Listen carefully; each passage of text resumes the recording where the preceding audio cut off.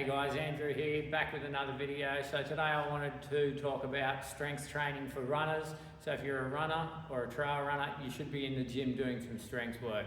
Now you'll see on Instagram and Facebook, people putting up all these fancy exercises on their reels to make themselves look cool. However, I feel that as a runner, you should just get your basics right in the gym first, and then you can move into some more run-specific movements that more mimic what you're doing when you're out on the road or out on the trails. So let's have a look at the 5 exercises that I think are going to help you get stronger and increase your running performance.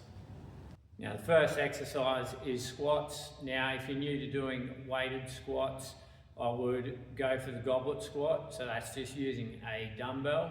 So what you're going to do with your goblet squat,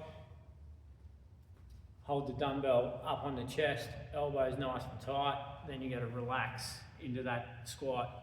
So when you're doing your goblet squat, guys, you're looking to get your legs down to around parallel. You don't need to go much deeper than that, just nice and controlled. Keeping that chest up, making sure the movement is nice and controlled. If you're a bit more experienced in the gym, you're probably looking at doing barbell squats. You can lift a little bit heavier weight when you're using the barbell. So again, you want the movement nice and controlled. And again, trying to get your legs down to around parallel. So let's have a look at the barbell squat.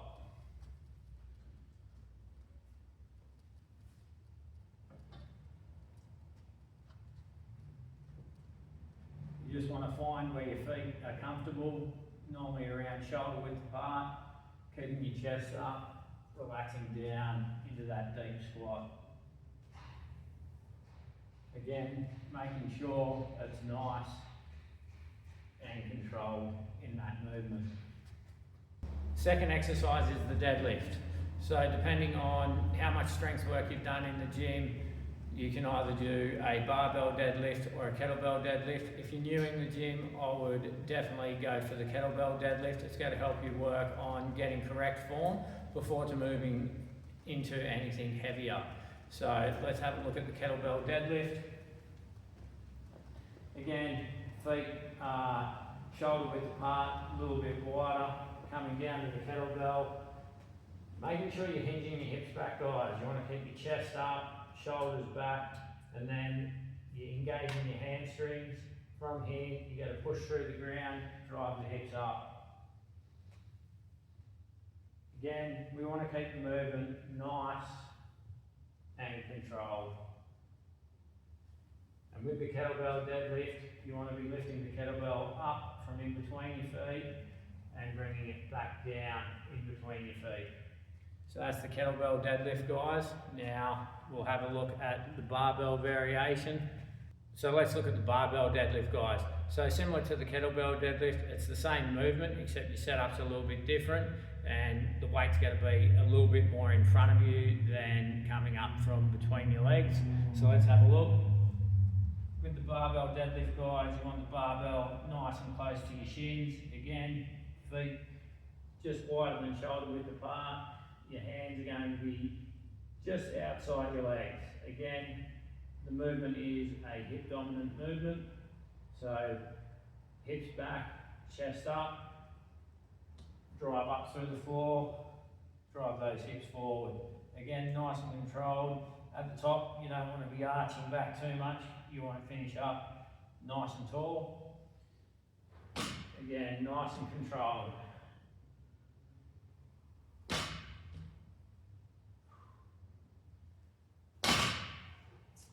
That's the barbell deadlift, guys. Great exercise for increasing the hamstring strength.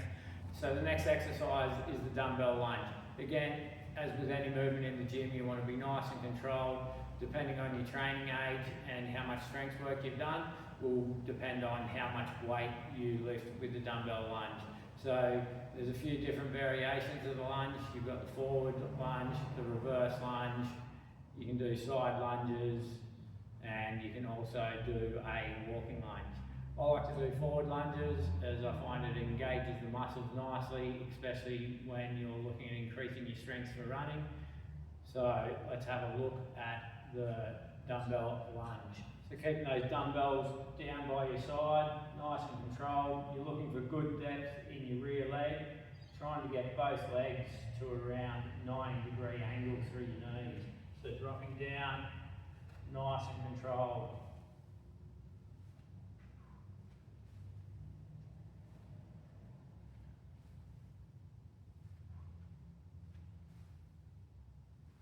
Making sure to keep your chest up.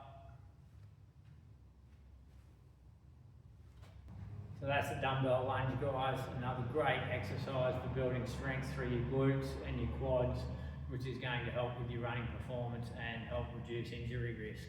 Next exercise we're going to look at, guys, is the step up. So this is a great exercise for building stability, as it's a single leg exercise.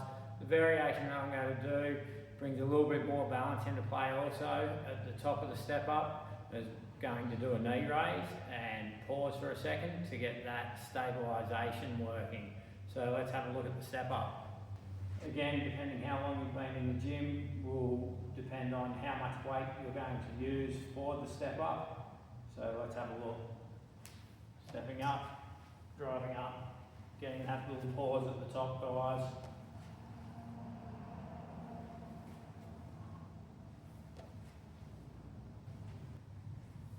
You'll definitely find you're more balanced on one leg than the other. But again, this is a great exercise for building strength and stability. So the last exercise we're going to look at is another great stability exercise. It's called the rear foot elevated squat. So let's have a quick look at how we perform that. This is a great exercise for stability, especially through our stabilising glute muscles that help stabilise our knee, which is very important for us runners. So bringing that rear foot up, whether you're on your toe, some people prefer to be flat-footed, or on the top of their toes as such, but I prefer to be toes pointed. Again, this is a great stabilising exercise. Trying to stabilise through your ankle, through your knee. Nice and controlled with our movement, guys.